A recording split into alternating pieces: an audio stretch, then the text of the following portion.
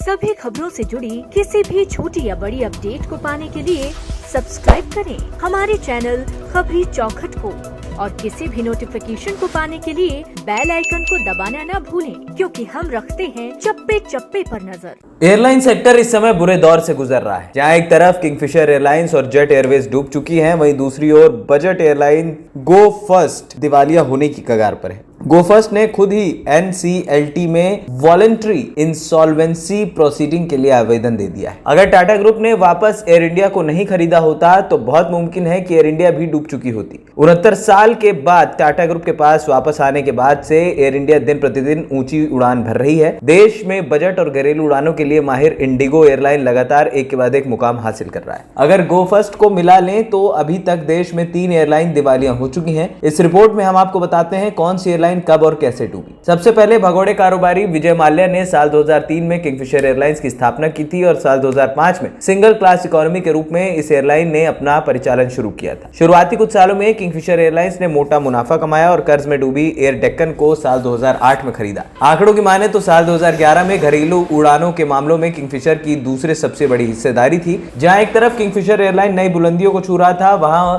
उसके विनाश की शुरुआत भी एयर डेक्कन की खरीद से हो चुकी थी। किंगफिशर ने 2008 में एयर डेक्कन एयरलाइन तो खरीद ली, लेकिन उसके बाद किंगफिशर पर कर्ज का बोझ साल दर साल बढ़ता गया और एक ऐसा समय आया जब कंपनी ने अपनी संपत्ति का आधा तो कर्ज ले लिया। दूसरी ओर उस वक्त कच्चे तेल की कीमतों में हुई बढ़ोतरी ने एयरलाइन को घुटने के बल ला खड़ा किया। किंगफिशर का कर्ज इतना बढ़ गया कि साल 2012 में एयरलाइन का लाइसेंस रद्द हो गया और सभी परिचालन बंद कर दिए गए। इसके बाद साल 2014 के अंत में यूनाइटेड ब्रेवरीज होल्डिंग्स लिमिटेड, जो एयरलाइंस की गारंटी थी, उसने एयरलाइन को डिफॉल्टर घोषित कर दिया। इसके बाद 1992 में जेट एयरवेज की शुरुआत हुई थी। एक साल बाद यानी 1993 तक एयरलाइन ने 2 विमान बोइंग 737 और बोइंग 300 के साथ परिचालन शुरू किया और कंपनी ने तगड़ा मुनाफा कमाते हुए भारतीय एयरलाइन में सबसे ऊंची उड़ान भरी। साल 2006 में जेट एयरवेज ने एयर सहारा को करीब 2000 करोड़ रुपए में खरीद कर अपने बेड़े में 27 नए विमान शामिल कर लिए।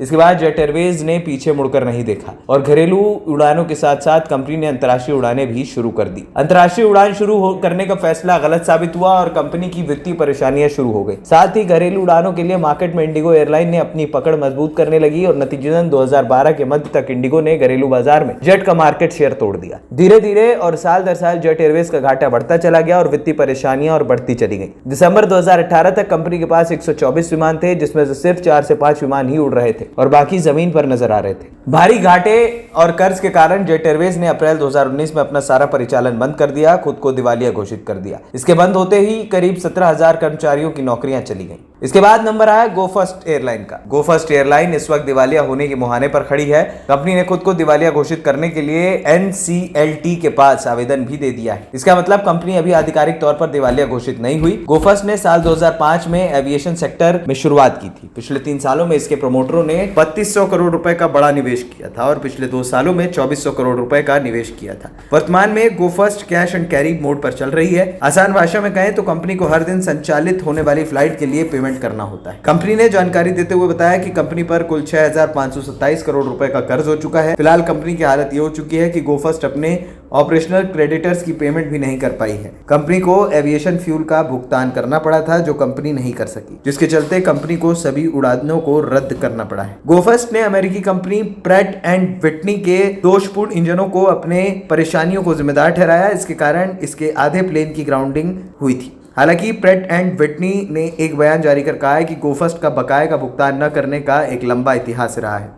अब आपको बताते हैं कि आखिरकार क्यों बंद हो रही हैं भारतीय विमान कंपनियां। गो फर्स्ट भारत में बंद होने वाली पहली निजी एयरलाइन नहीं है। भारतीय उड्डयन क्षेत्र में पिछले कई सालों में एयरलाइनें या तो कारोबार से बाहर हो जाती हैं या भारी नुकसान उठाने के बाद किसी दूसरी विमान कंपनी द्वारा खरीद ली जाती हैं। लंबे समय तक एयर इंडिया के वित्त अधिकारी रहे राज राजेश्वर रेड्डी ने बताया कि एयरलाइन दिवालिया होने के मामले में आप भारत को विमान कंपनियों का कब्रिस्तान कह सकते हैं। 1990 के दशक में ईस्ट वेस्ट और दमानिया से लेकर पिछले दशक में MDLR, Paramount, Kingfisher, air Costa और जेट तक डूब चुकी भारतीय एयरलाइनों की सूची लंबी है। भारत में एयरलाइंस को सामान्य कुप्रबंधन के अलावा कई चुनौतियों का सामना करना पड़ा है। हमने कुछ एक्सपर्ट से जानने की कोशिश की भारत में एयरलाइन इस तरह संकट में आखिरकार क्यों है। दरअसल ईंधन विमानन में परिचालन संचालन लागत का एक बड़ा हिस्सा एयर टरबाइन ईंधन यानी कि ATF है। इसमें आमतौर पर आधी लागत शामिल होती है, लेकिन कई वजहों से ये तेजी से बढ़ी है। पिछले कुछ वर्षों में ATF की कीमत में लगभग 60 से 70 की अभूतपूर्व वृद्धि हुई है। अंतर्राष्ट्रीय तेल की कीमतें एक एयरलाइन के लिए बेहद भारी पड़ती हैं। ATF में उतार चढ़ाव का मतलब है व्यापार में हमेशा बनी रहने वाली अस्थिरता। जेट एयरवेज में ईंधन आपूर्ति का काम कर चुके कीर्ति सगाटिया ने बताया कि ATF की कीमतों में बेतहाशा उछाल एयरलाइन व्यवसाय को बर्बाद करती हैं। जब बकाया बढ़ता है तो तेल कंपनियां एयरलाइंस को कैश एंड कैरी के आधार पर रखती हैं, जिससे स्थिति और खराब हो जाती है। वहीं डॉलर के दाम में उछाल भी एयरलाइन के लिए लागत बढ़ाता है। जेट ईंधन, लीज भुगतान, रखरखाव, ओवरहाल लागत और विमान की खरीद, आमतौर पर ये सभी सौदे डॉलर में होते हैं। ये जब रुपए में डॉलर के मुकाबले गिरावट आती है तो संचालन की दैनिक लागत कम हो जाती है। इससे लाभ और नकदी का